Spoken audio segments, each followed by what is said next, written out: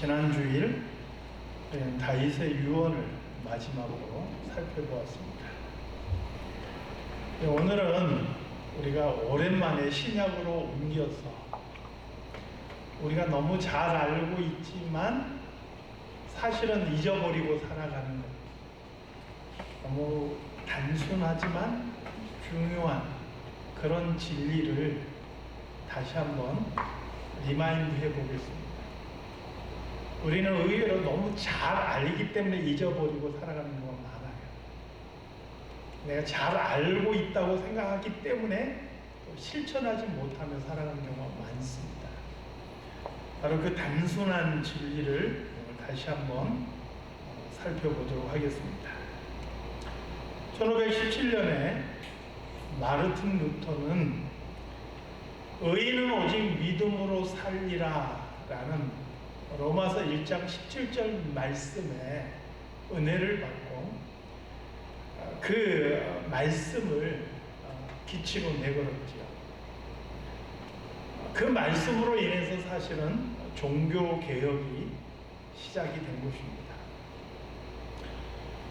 마르틴 루터의 사상이나 생각이 아니라 성경의 가르침이고 진리인 것이죠.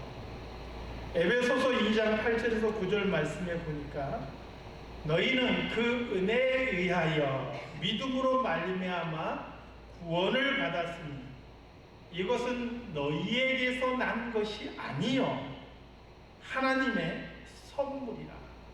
행위에서 난 것이 아니니 이는 누구든지 자랑하지 못하게 함이라. 이렇게 선언하고 있습니다.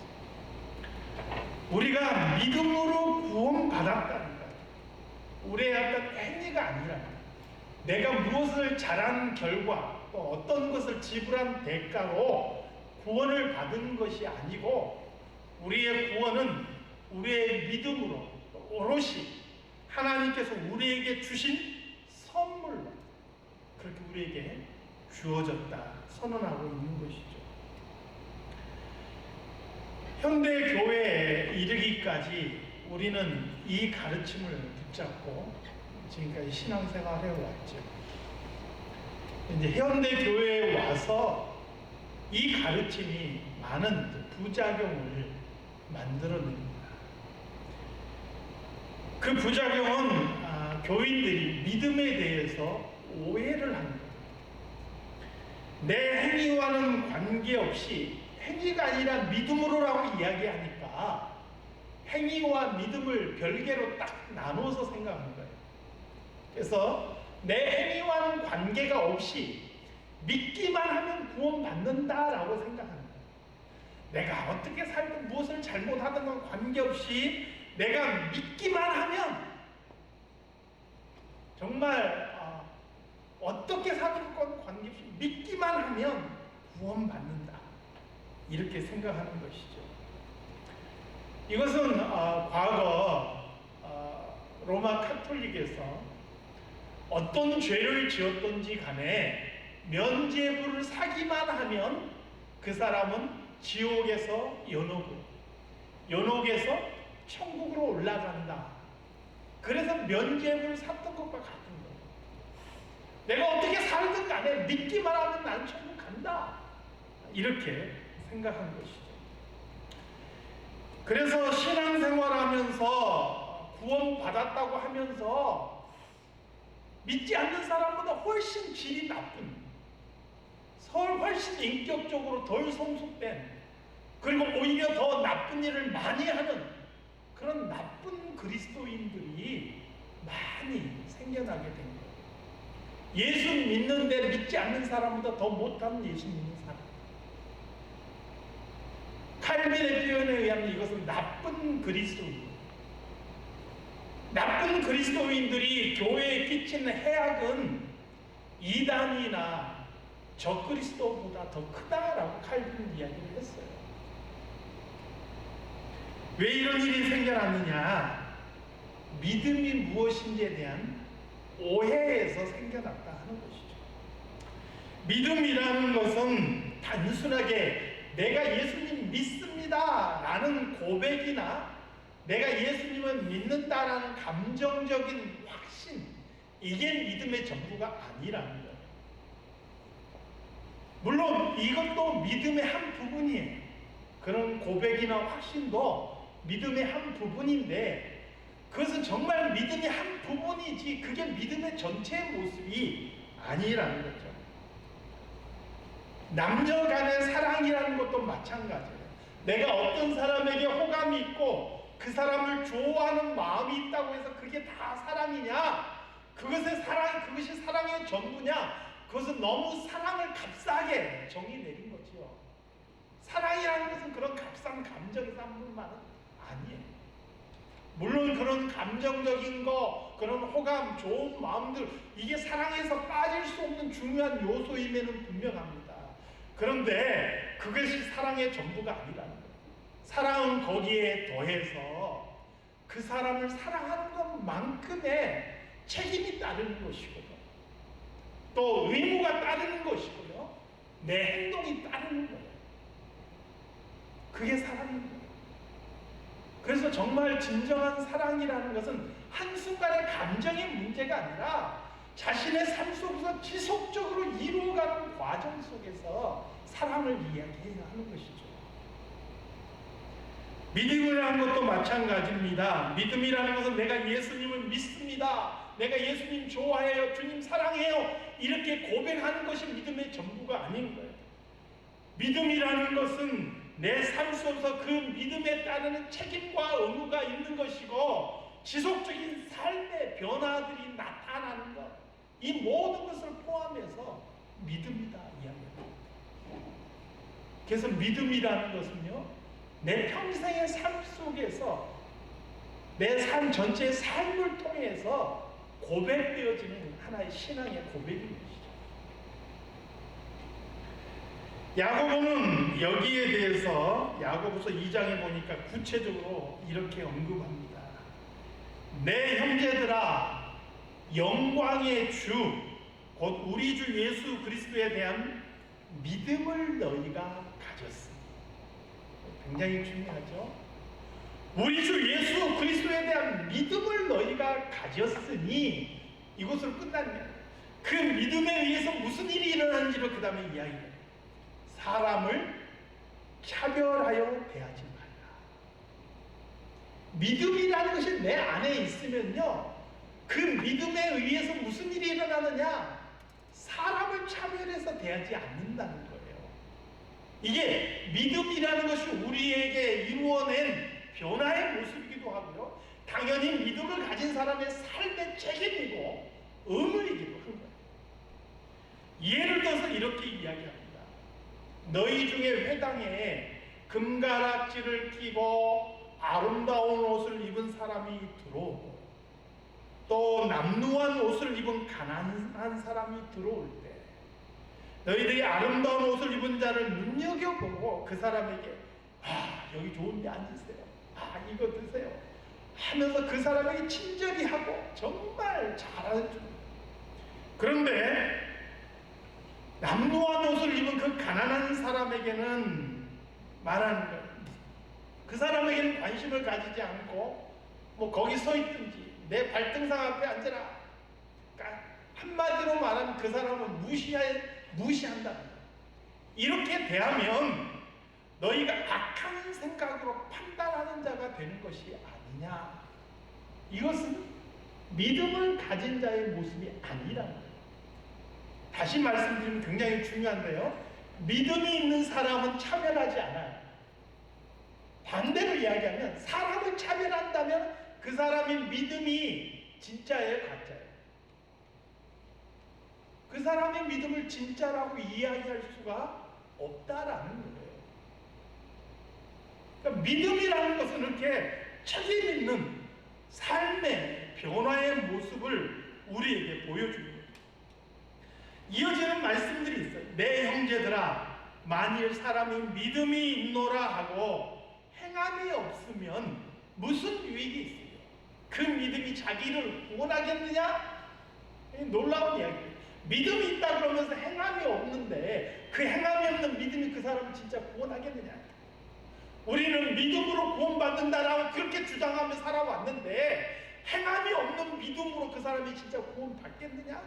이야기합니다.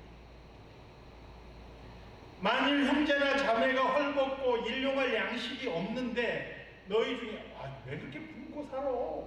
좀 잘 먹고 살아 좀. 옷도 좀 깨끗하게 입고 뭐야 이게 궁색하게 이렇게 말만 하고 실제로 그 사람이 어려운 것을 도와주거나 내가 마음을 써서 뭔가 베풀어 주거나 배려해 주지 않으면 그게 무슨 유익입니까? 그게 진짜 믿음 있다고 말할 수 있는 것이냐? 진짜 믿음 있는 사람은요, 말로가 아니라 진짜 행함과 진실함으로 그것이 나타난다는 거예요. 그러면서 뭐라고 선언합니까? 행함이 없는 믿음은 그 자체로 죽은 것입니다. 영혼 없는 몸이 죽은 것 같이 행함이 없는 믿음은 죽은 것입니다. 그 죽은 믿음이 진짜 너희를 구원하겠느냐라고 질문하고 있습니다. 여러분, 그래서 오늘날 우리가 예수 믿고 예수님을 믿음으로 구원받는다라는 진리는 변함이 없어요. 변함이 없는데 중요한 것은 우리가 예수님을 믿는다라는 그 믿음이 진짜 살아있는 믿음이냐 아니면 죽은 믿음이냐, 이것은 우리에게 굉장히 중요한 문제라는 거예요. 내 믿음이 살아있는 믿음이라면 그 믿음이 단순한 고백이나 감정에 그치는 것이 아니라 내 삶에서 구체적인 변화를 이끌어내고 내 삶의 방향과 내 삶의 모습을 바꾸어 나가게 된다는 거예요. 그게 살아있는 믿음이라는 거예요. 그런 변화들이 어떻게 나타나느냐? 사람을 차별하지 않는 것에서 나타나는 거예요. 어려운 사람을 도와주는 것에서 나타나는 거예요. 선을 행함으로 나타나는 거예요. 그 사람의 말이 달라지는 것에서 나타나는 거예요. 그 사람의 인격이 변화되는 것으로 나타나는 거예요. 이러한 믿음이 살아있는 믿음이고요. 그 믿음으로 우리는 구원받는 것이죠. 그렇지 못한 믿음은 영혼이 없는 몸이 죽은 것 같이 그 자체로 죽은 것이고, 그 죽은 믿음이 과연 우리를 구원하겠느냐? 성경은 우리에게 질문하고 있는 것이죠. 이런 면에서 오늘 본문에서도 믿음이 있다 하는 우리 성도들이 어떻게 살아야 하는지에 대해서 가르쳐주고 있는 거예요. 그러니까 성경은 믿음으로 구원받는다라는 것을 우리에게 말씀해 주면서도 정말 많은 부분에 있어서 믿음이 있는 사람이 어떻게 살아야 되는지를 계속해서 우리에게 가르쳐주는 거예요. 그러니까 그렇게 살지 않으면 진짜 믿음이 아니라는 것을 역설적으로 이야기해 주는 것이죠. 결론부터 말씀을 드리면요, 믿음이 있다 하는 우리 그리스도인들은 옛 어두운 삶은 청산해버리고 새 사람으로서의 삶을 살아야 된다라고 성경은 우리에게 말씀하죠. 오늘 본문이 그거예요. 딱 두 개. 옛 삶은 청산해라, 새로운 사람으로 살아라, 이거예요. 이게 진짜 믿음 있는 사람의 모습인 거예요. 이게 살아있는 믿음이에요. 그러면 옛 어두운 삶을 청산한다는 것은 무엇이냐? 예수 믿기 전에는 우리가 하나님도 모르죠. 하나님이 어떤 분인지 하나님에 대한 믿음 자체가 없으니까요. 그래서 그 마음속에 하나님이 없을 때 나타나는 현상이 무엇인지 성경이 우리에게 설명을 해줘요. 한번 오늘 본문 18절에서 19절 한번 볼까요? 18절에서 19절 함께 같이 읽어볼까요? 18절부터 시작. 그들의 총명이 어두워지고 그들 가운데 있는 무지함과 그들의 마음이 굳어짐으로 말미암아 하나님의 생명에서 떠나 있도다. 그들이 감각 없는 자가 되어 자신을 방탕에 방임하여 모든 더러운 것을 욕심으로 행하되. 뭐 여러 가지로 쪼개서 이야기할 수 있겠지만 크게 하나님이 없는 옛 어두운 삶이라는 게 어떤 것인지를 크게 세 가지로 간단하게 설명하겠습니다. 첫 번째는 총명이 어두워져 있는 상태. 어둡게 한다, 어둡다라는 말인 것이죠. 인간은 본래 하나님을 알고 하나님과 교제하고 하나님의 일에 동참하며 그렇게 살 수 있었던 존재들이죠. 에덴 동산에서 아담은 하나님과 함께 거닐었어요. 하나님과 함께 하나님께서 창조하신 세상을 보았고요. 그 하나님께서 창조하신 세상을 보면서 그 안에 깃들여져 있는 하나님의 솜씨를 발견했어요. 로마서 1장에서도 보니까 세상 모든 만물에는 하나님의 신성이 깃들여져 있다 이렇게 말씀하죠. 그래서 누구든지 세상 만물을 바라볼 때 그 속에 담긴 하나님을 발견하게 됩니다. 하나님의 솜씨가 이렇구나. 하나님은 이런 분이구나. 그래서 우리 예수 믿는 사람은요, 장엄한 자연의 광경을 바라볼 때마다 자신도 모르게 내 마음속에서부터 탄성이 나오는 거예요. 주 하나님 지으신 모든 세계. 찬양도 저절로 흘러나와요. 하나님 진짜 아름답습니다. 어떻게 이런 세상을 만드셨나요? 바로 이게 태초에 아담이 에덴 동산을 거닐면서 하나님과 함께 거닐면서 했던 하나님을 향한 찬양이었던 거예요. 총명이 어두워지지 않는 자는 이렇게 됩니다. 총명이 어두워졌다라는 것은 무슨 의미냐? 죄로 인해서 마음의 눈이 어두워져서 하나님을 알지 못하게 되었다는 거예요. 눈으로 보면서도 하나님의 솜씨를 깨닫지 못해요. 매일 우리에게 내려지는 하나님의 은혜가 있어요. 우리가 오늘 숨쉬며 살아가는 것도 하나님의 은혜 가운데 있어요. 그런데도 불구하고 우리가 그것을 깨닫지 못하고 발견하지 못한다는 거예요. 이게 바로 총명이 어두워진 것이죠. 마음이 굳어졌다. 두 번째 이야기하죠. 마음이 굳어졌다라는 것은 돌같이 되었다 이런 의미이죠. 신약적인 표현으로 따지면 돌밭 같은 마음이 되었다라는 것이겠죠. 그래서 사람이 어떻게 됩니까? 죄를 짓고도 그 마음이 깨닫지를 못해요. 죄를 죄로 여기지 않아요. 왜요? 마음이 굳어져 있어요. 마음이 굳어져 있어서 죄를 죄로 여기지 않고 죄를 지으면서도 깨닫지 못하는 것이죠. 출애굽기에 보면은 바로 왕의 상태가 그렇습니다. 하나님께서 끊임없이 그를 징계하심에도 불구하고 그 모든 일을 통해서 그가 깨닫지 못하고 끝끝내 그 마음이 강팍해졌다. 성경은 그렇게 기록하고 있죠.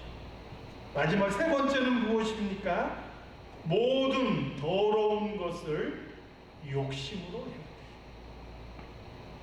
여기서 욕심이라는 것은 원래 내 것이 아닌 것인데 그것을 바라는 것에 대한 탐욕을 의미하는 것이죠. 마치 어린아이가 다른 애가 가지고 노는 장난감을 보고 달라고 때를 쓰는 거랑 똑같은 거예요. 내 것이 아닌 것에 대해서 욕심을 내는 거예요. 내 돈이 아닌데 거기에 욕심을 내요. 내 자리가 아닌데 거기에 욕심을 내요. 내 것이 아닌 사람에 대해서 욕심을 내요. 바로 이게 탐욕이다. 이 모든 것을 똘똘 뭉쳐서 22절에서는 뭐라고 한마디로 표현했느냐? 썩어져 가는 구습을 쫓는 옛사람 이렇게 표현합니다. 썩어져 가는 구습을 쫓는 옛사람. 이것을 버리라 성경은 기록해요. 우리가 예수를 믿는데도요, 놀랍게도 우리의 옛 습관, 이게 우리 삶에서 계속 튀어나온다는 거예요. 그래서 우리 삶에서 우리가 살아가면서 우리는 지속적으로 이것 옛 모습, 옛 습관, 옛 삶의 태도를 버리는 삶을 살아가야 된다는 거예요. 그게 믿음 있는 사람의 모습이다. 이것을 잘 보여주고 있는 게 출애굽한 이스라엘 백성들의 모습이죠. 그들이 이집트에서 노예로서 430년을 살았어요. 그런데 하나님께서 모세를 통해서 그들을 노예에서 건져주셨고 애굽 땅에서 끌어내 주셨죠. 그들이 광야를 지날 때 하나님께서 40년 동안 그 물이 없는 광야에서 그들에게 물을 주어 마시게 하셨고 40년 동안 그들이 농사 짓지 않음에도 불구하고 하늘에서 만나가 내려서 그들을 먹게 하셨어요.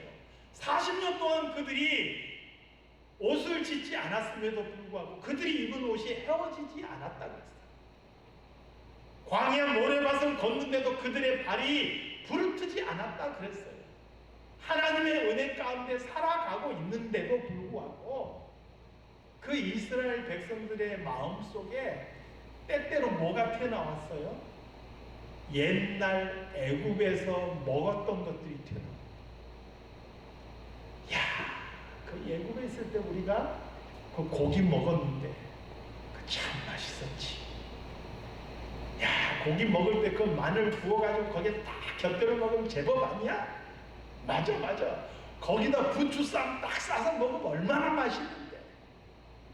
야, 그렇게 먹고 나서 수박 한 쪽 딱 먹으면 더위 다 날아가지 않아? 맞아. 야, 그때 좋았지. 좋긴 뭐가 좋아요? 노예였는데.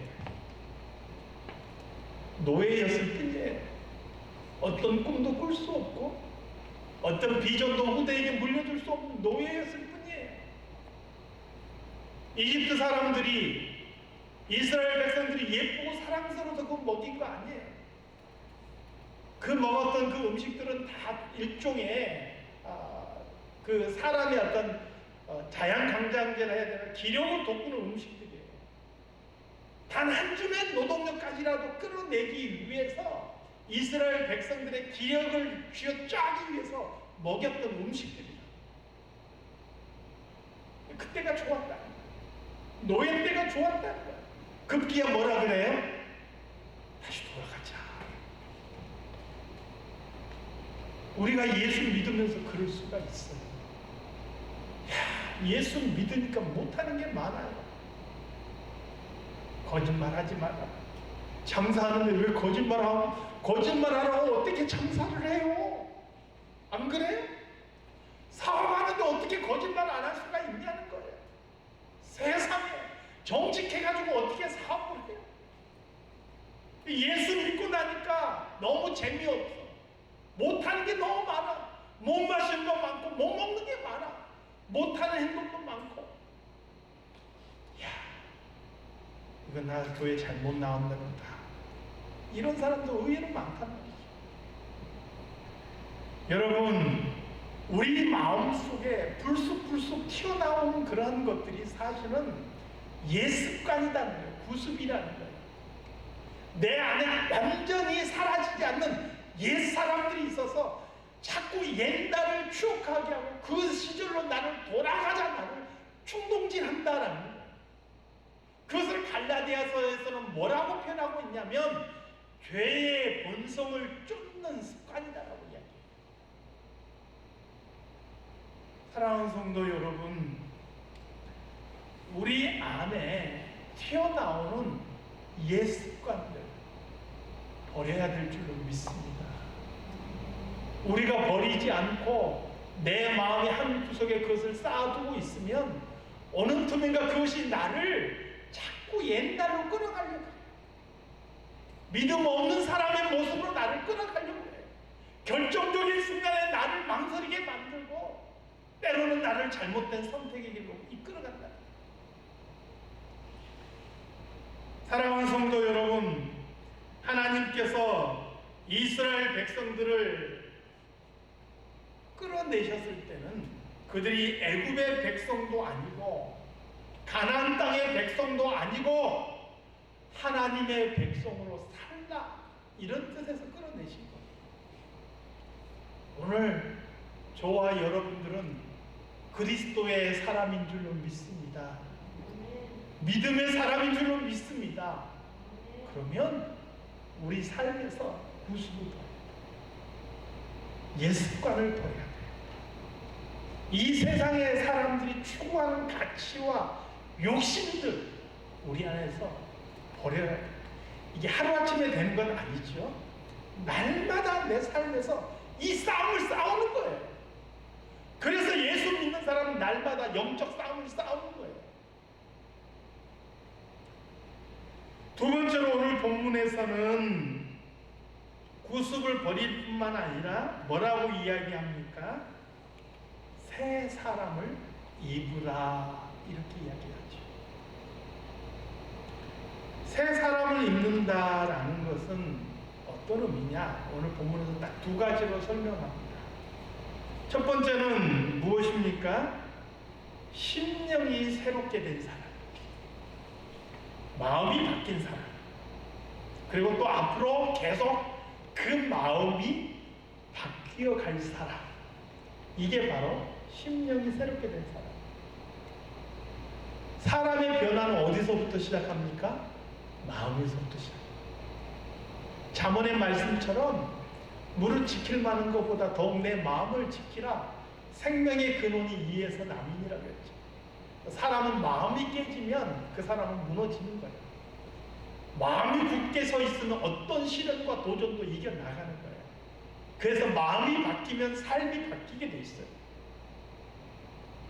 그리스도의 사람들은, 믿음이 있는 사람들은 새 사람이 되는 건데 어디에서부터 시작하느냐?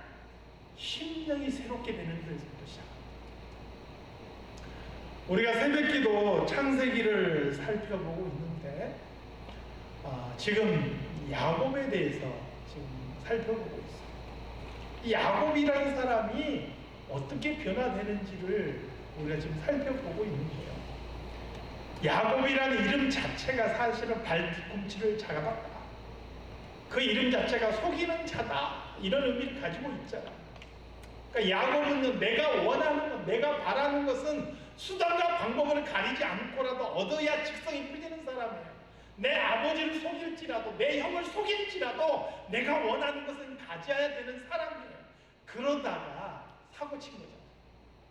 그래서 형 피해서 도망갔잖아요.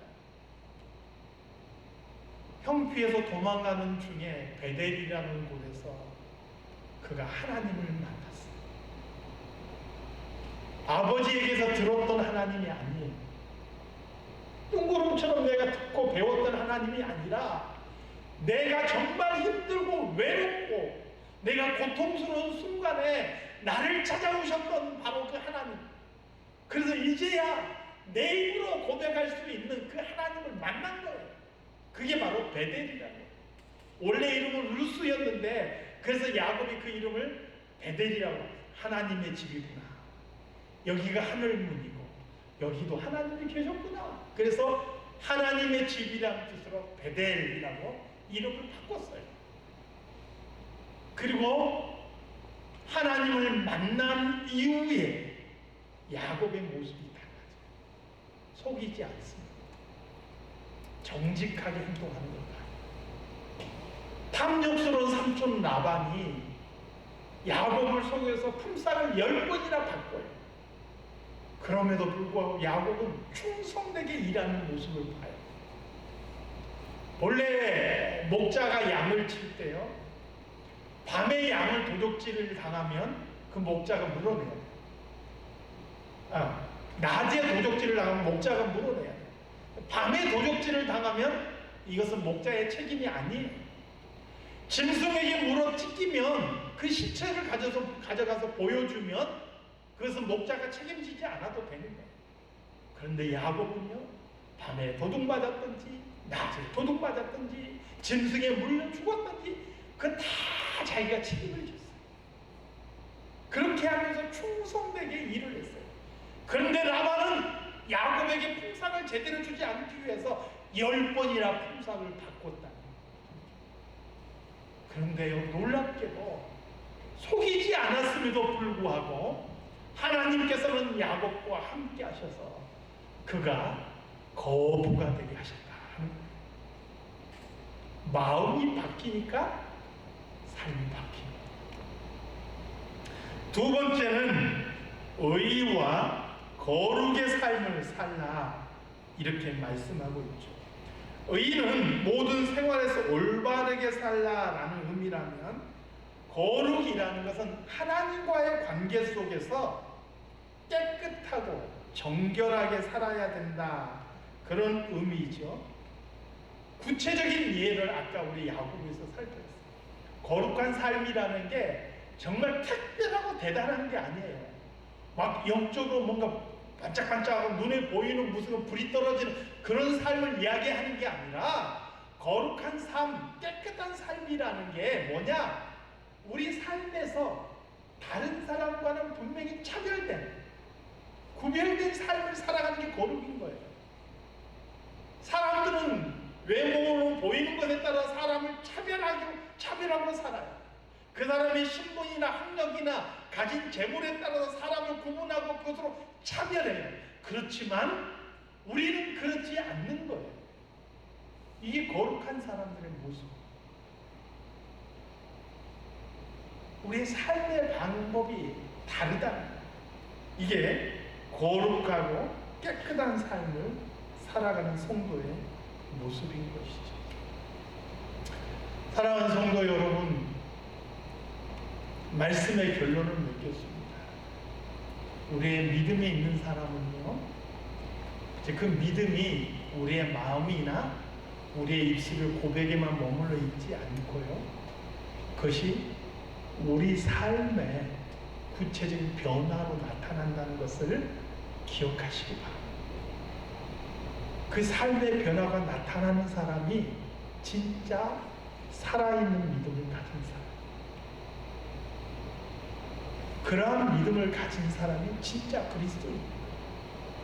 그러나 오늘 저와 여러분은 내 모습을 한번 돌아봐야 돼요. 나는 진짜 살아있는 믿음의 소유자인가? 나는 진짜 예수님을 만난 사람인가? 그렇게 내 자신을 돌아보면 내가 앞으로 어떻게 살아야 될지를 다시 한번 생각해 보게 되는 거죠. 내 앞으로 남은 생애를 어떻게 살아야 될까? 어떤 모습으로 살아야 될까? 다시 한번 도전할 수 있는 저와 여러분이 다 되시기를 주님의 이름으로 축원합니다. 하나님 아버지,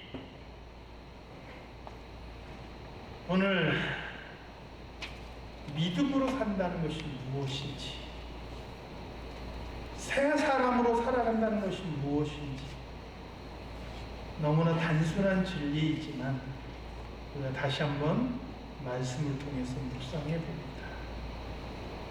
우리가 입으로만 예수님을 믿노라 고백하는 사람이 되지 않게 하시고, 우리의 삶으로서 생생하게 증언하고 증거할 수 있는 저희들이 되게 하여 주시옵소서. 예수님의 이름으로 기도드리옵나이다. 아멘.